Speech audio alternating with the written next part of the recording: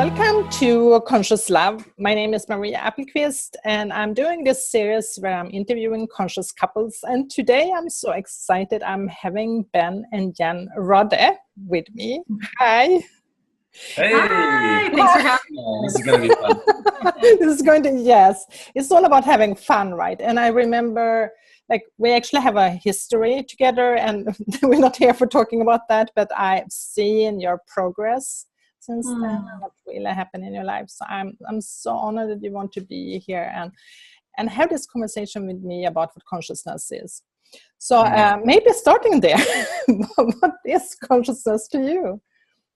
Yeah.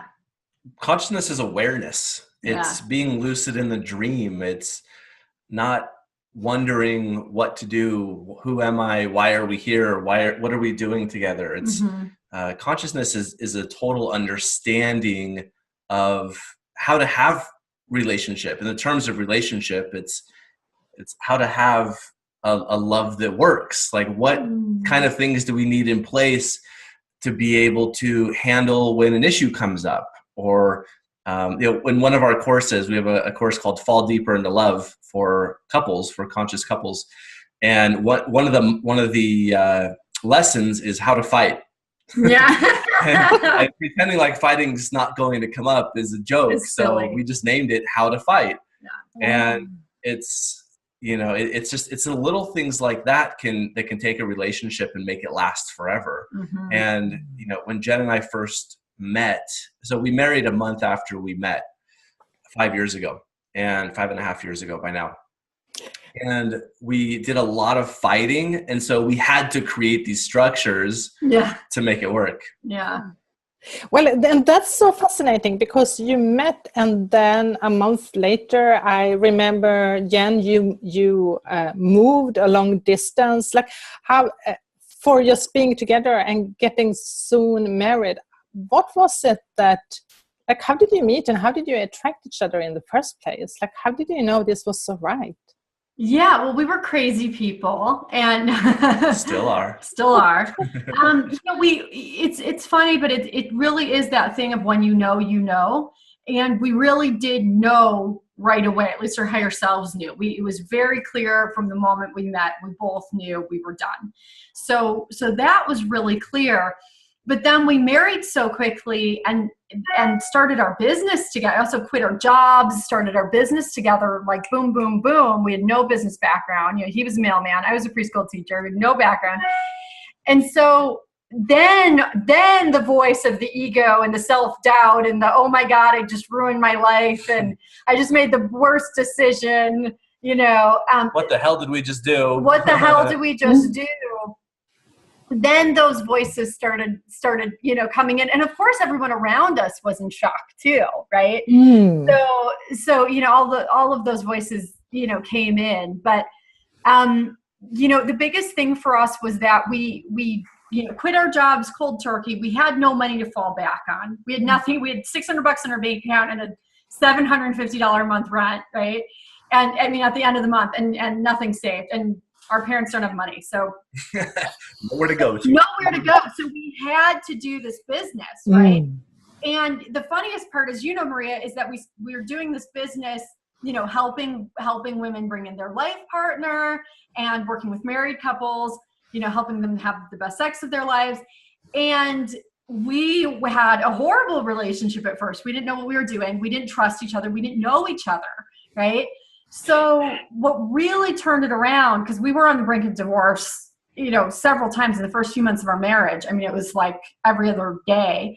But what really turned it around was us starting to do our own work. So it was like everything that we gave our couples to work on, go do this, go work on, role play in your relationship or whatever it was that we were doing, go do mirror work or whatever, or not mirror work, eye gazing. Yeah. Stuff like that. We started doing our own work, and it changed everything. And for some reason, Ben and I always gave good advice. It's like, even though we were very good at relationships before not with we each met other. each other. That's true. I was in a 5.5-year relationship that overall was very good before we met. That's true. And my girlfriend before I met Jen, we separated a month before I met Jen. Yeah. we were together for 2.5 years, never fought, never raised our voice, Best always friends. got along, best friends. Yeah. Sex was great. Still, you guys are still great friends. We're all still great friends. We're still great friends. Yeah. And then I met, it was just passion and fire and rah! And we had to burn through everything that was still in the way of us being conscious people. Yeah. It's so fascinating. And that was because you had connection to your higher self and you totally trusted that. And you tapped into that knowledge. Yeah, it wasn't, I wouldn't say we always totally trusted it, but what I will say is that I absolutely love that you just touched on the higher self, Christina, because I'm sorry, Maria. Oh my God. We got a lot of interviews we're doing these 2 days. I'm so sorry. I don't know why I just called her Christina. I absolutely love that you just touched on that, because that was what got us through. It absolutely was. There was something bigger than us. And actually our life purpose is what got us through too. When we were working together, the funny thing is when we were working together, we actually always got along. And then we'd finish a session with a client and we'd be like, oh my God, you're so amazing. That was great. Oh my God, when you did that, that was so good, right? And that was when that was like the only time our higher selves were in for a while. And then we'd fight for 3 days, and then we'd be like, we got to do another session. We'd be like, we need to get another client. Like we did not know how to stay in higher self. Yeah.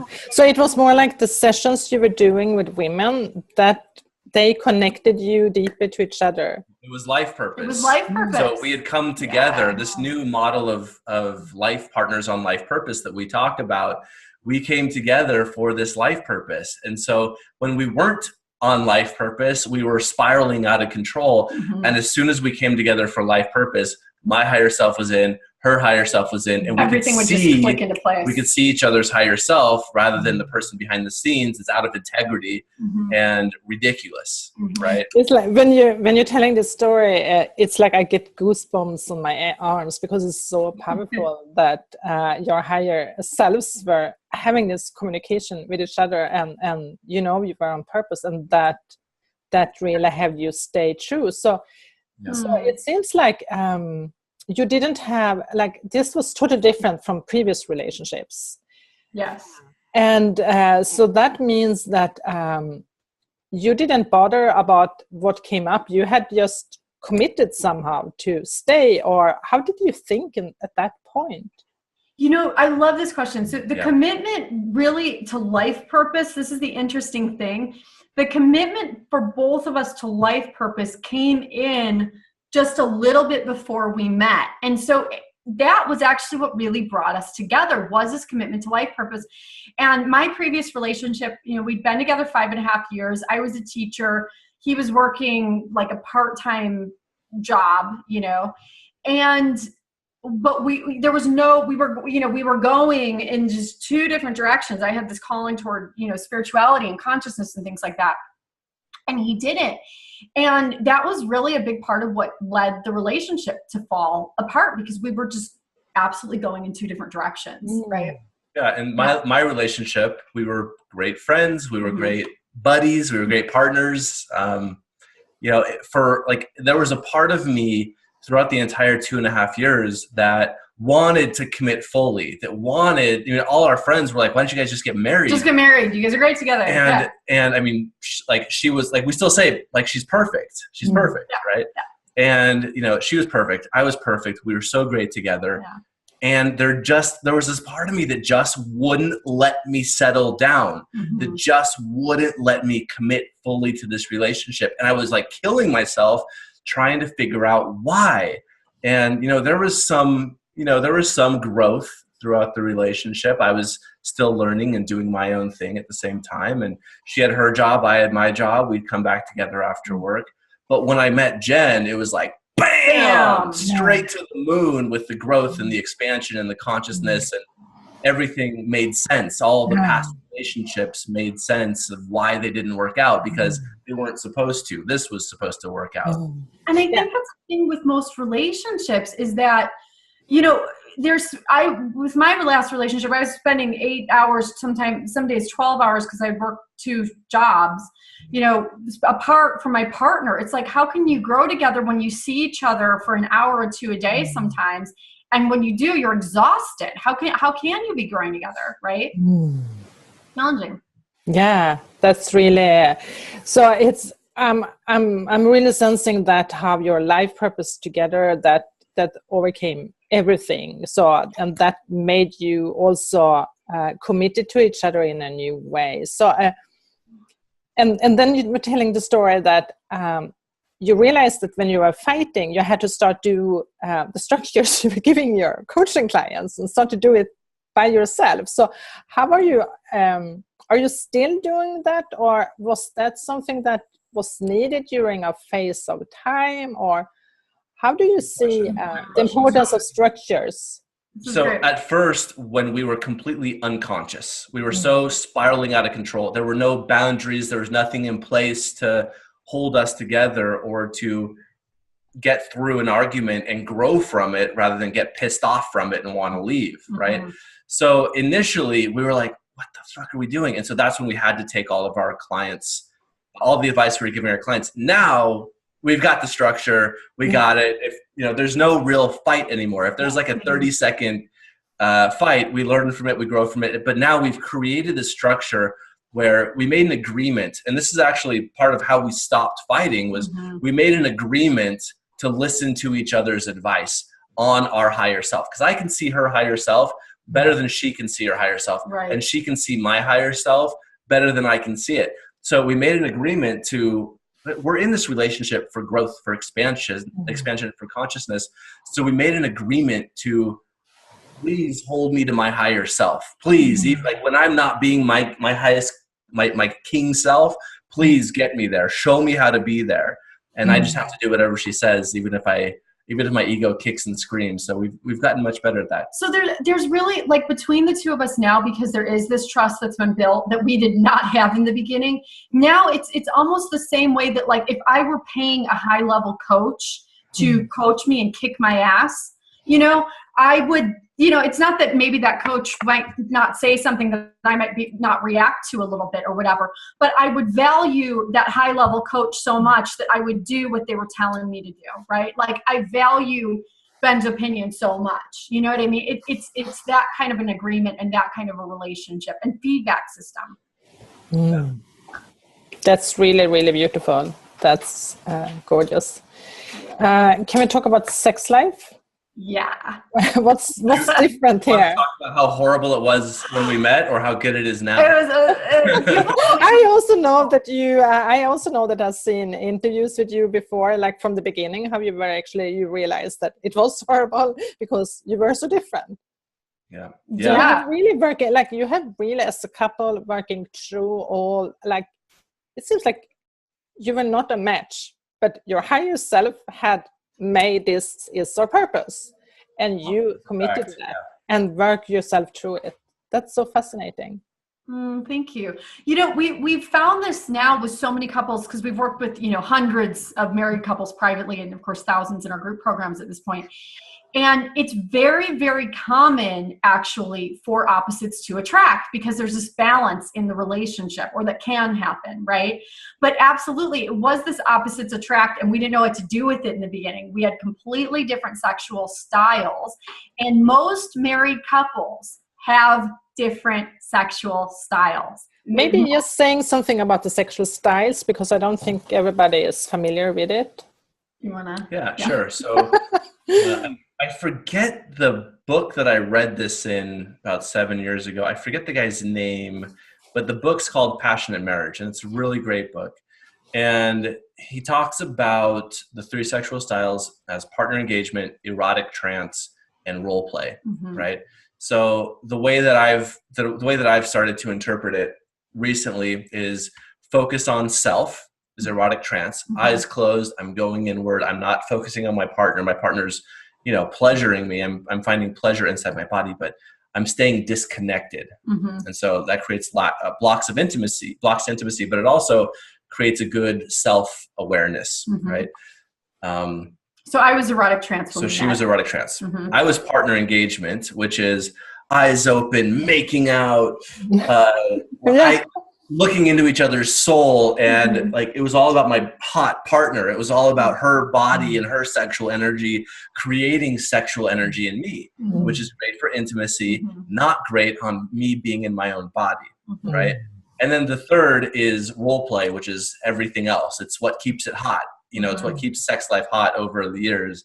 So it's focused, you know, erotic trance is focused on self. Erotic partner engagement is focused on the other. Focuses on the part. And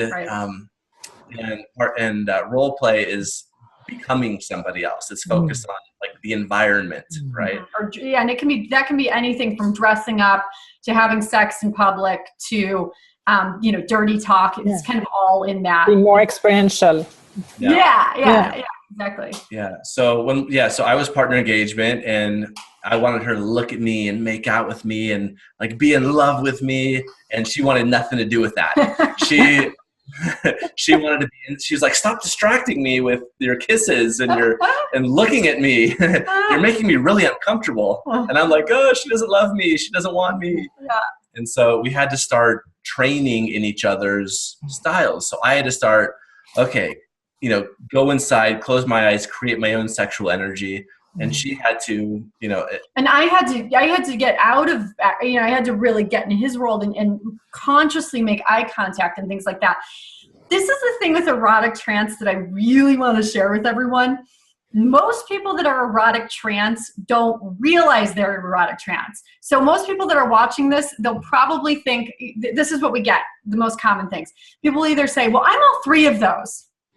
Okay, yes, all of us dabble in all three, but you have one primary, I promise you, if you're listening to this. You have one that's a primary. And the other thing is almost nobody knows when they're erotic trance. So if you would have asked me 5.5 years ago, before Ben and I met, which one of those I was, I would have been like, oh yeah, totally partner engagement. I totally look at my partner and I love connecting with my partner.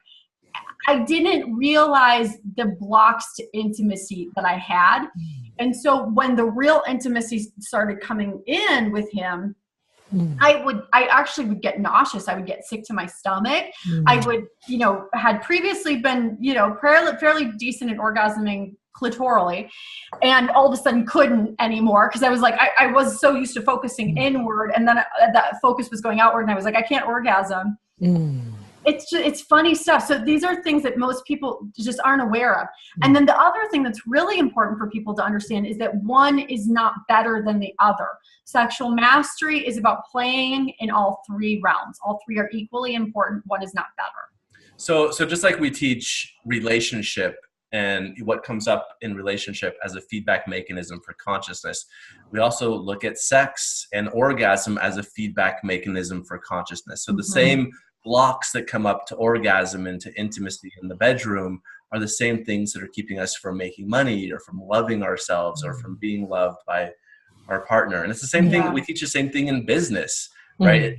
We use everything as a consciously being awake in the dream, being awake in this lucid dream, being able to read the signs of the dream to be able to create what we want in a way that's in integrity for us, a way that feels good, and in a way that supports all around us. That's really, really powerful. And I think that's the power of when conscious couples comes together and really create that higher purpose together.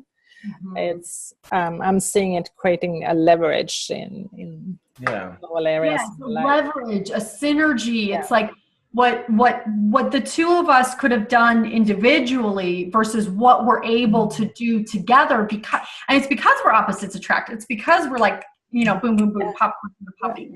Yeah. Wow. We have been talking about a lot of things. Is there something in particular you want people to know about what it means to really be in a conscious relationships? Yeah, there are lots of things. I know, because we're working with conscious couples, so you probably have a lot of. We have a 6-month course where we can talk forever about it, but let me try to condense it. Yeah, you know, one of the biggest things that I've noticed is that most couples, you know, we get married and we do these I do vows, you know, till death do us part, right? Which is really depressing, you know, sickness and health, death do us part. It's kind of depressing if you think about it, actually. But nowhere in there is this agreement. Like Ben and I have a very different set of, you know, what I call dharmic contracts or real agreements, which is like, how can we every single day grow together mentally, emotionally, spiritually, sexually, and how we have a commitment to constantly grow together. And most couples put their relationship on the back burner. They'll put, you know, if they're in business or something, or they have a business or a high profile job, they'll put that first, right? If they have children, they'll put their children's needs first. Ben and I put our relationship above everything else. Our relationship is our spiritual practice. It comes first. And our belief structure is such that if our relationship isn't working, nothing else really works. And if our relationship is working really well, our business is working well, money is flowing. When Ben always says, when mom is happy, everybody's happy, right? When mama's well fucked, everybody's happy. You know, our kids are happier when we're getting along well. So it's just really making it a priority. And a lot of times when I say this to people, they're like, oh God, you even put your relationship before your kids? Oh my God, you know? But, you know, we've been trained to be self-martyrs, right? Yeah. Martyr ourselves for the needs of everyone else. Our kids don't need that. No, I truly believe that our kids benefit more by us putting our relationship first, making sex life a priority. We have sex at least twice a day, making date night a priority. We have a date night at least once a week. And just, you know, keeping our relationship strong and solid, right? I love that our relationship is a spiritual practice. And I'm also curious, since you're a family, how is this impacting? What do you see in your children? Because they are now like, how old are they? 5 and 4, 2, and 6 months. Yeah. 4, 2, and 6 months. Yes. How do you see? Because I also know that your children are really from a different space almost. Like I'm really feeling they representing something new in consciousness as well. So how do you see your relationship is impacting the children and Yeah, I believe role modeling is the most important thing you can do for your kids. And I was a teacher, you know, my background is in teaching. My background is in special education and teaching. I was a teacher for 10 years. And one of the things that I had the honor and the gift to witness and actually really make a clear, conscious decision about before I became a parent was that, oh my God, I need to put my relationship first. Because so many parents would come to me and they would say, my child's acting up. And I would say, I got to the point a few years in where I would say, when was the last time you went on a date with your husband? And they would say, no, I'm here to talk about my kid. And I'd say, work on your relationship. So, and it's funny because they'd start going on date nights and then their behavior, the children's behavior would shift, right? So putting that first is huge. And I believe in role modeling, right? Of course, there are certain rules that we have in our household to, you know, keep our children safe and have boundaries and things like that. But in general, like, I believe that if we can set an example of a healthy relationship, not perfect, by the way, Ben and I will argue in front of our kids. We don't hide things from our kids. I don't believe in hiding things from the kids.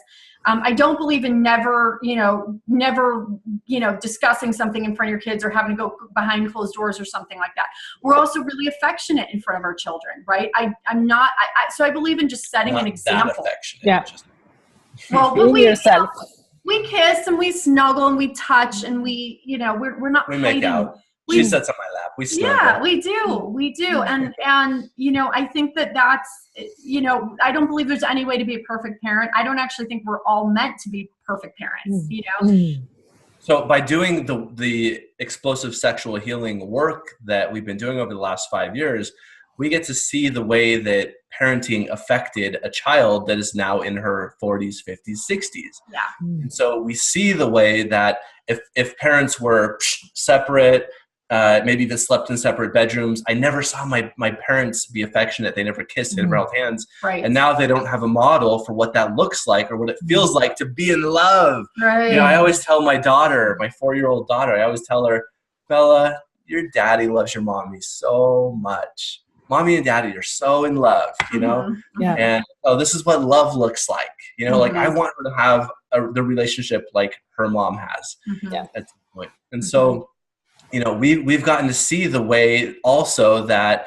if parents were too affectionate, that messes with them. Or even if their parents were too perfect together, now she's got this thing, my dad was too perfect, and now I'll never find a man as good as my dad. Like, it doesn't matter what happens in their childhood. It doesn't matter if their parents beat the crap out of them or if they had the perfect relationship. Right. There are certain issues that are created with no matter how they were raised. True. So everybody likes to blame their parents for how they're raised, but it really doesn't matter. All we can do as parents is, and as parents, we like to blame ourselves for the way our kids turn out. But really all we can do is do the best we can, do the best for ourselves. What makes, like, if our life is easy and we're relaxed and we're feeling good and we're not high strung, we're doing good. If we're freaked out and we're, you know, high strung and stressed out, that affects our kids. Right. And so the best we can do is to be good to ourselves. And we call it the energy puzzle, creating a life that works for us. And then it naturally spreads out into working for our kids and our nannies and everyone else. That's really wonderful. That's really wonderful. And you, the two of you being on your life purpose, has also transitioned you. When I first met you, you were living in Northern California, and then I know you moved to South, and now you're living in Costa Rica. But you also created new business. Your business developed and were taking like further, and so you're creating on a much bigger scale now. So.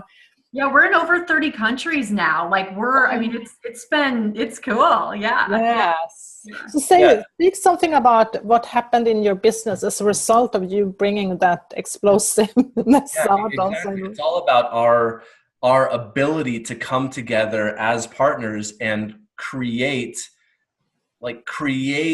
new islands or new land masses where there was nothing before. So, you know, like the South Costa Rica was created, actually. It was the North and the South came together and created this landmass. And so that's kind of what we do, is every time there's a gap in our wisdom and our knowledge and our understanding in our life, we focus on creating it in a way that works.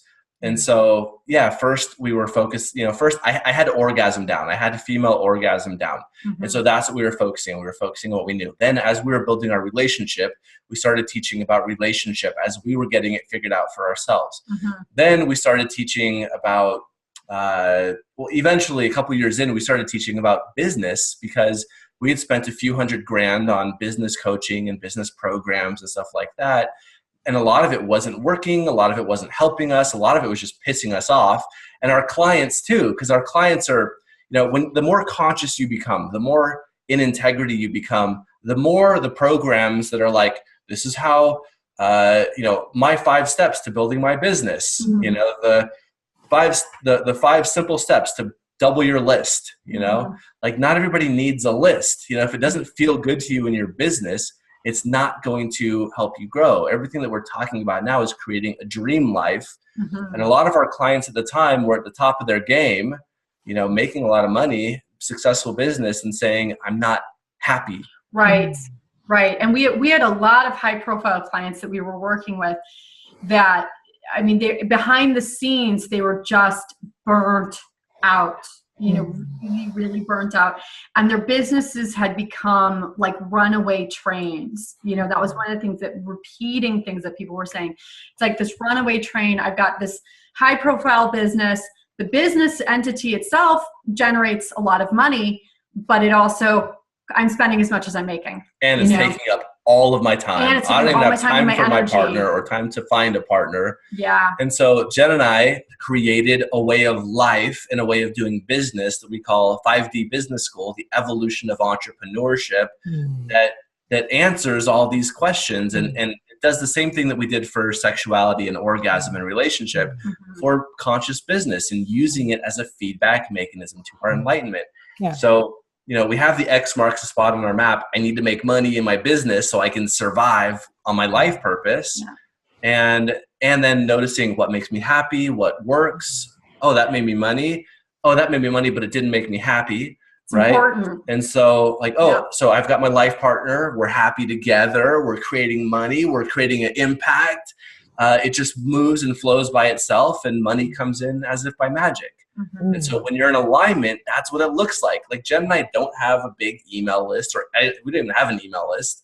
Mm-hmm. We all of our, we have a really successful business, and all of our money comes in just from people messaging us because we are in alignment. I am me, she is her, and people say, wow, I see that you have something that I want. How do I have that? We don't have to sell them on anything. We get on the phone. They say, cool, how much? Cool, here's my credit card. There's no manipulation.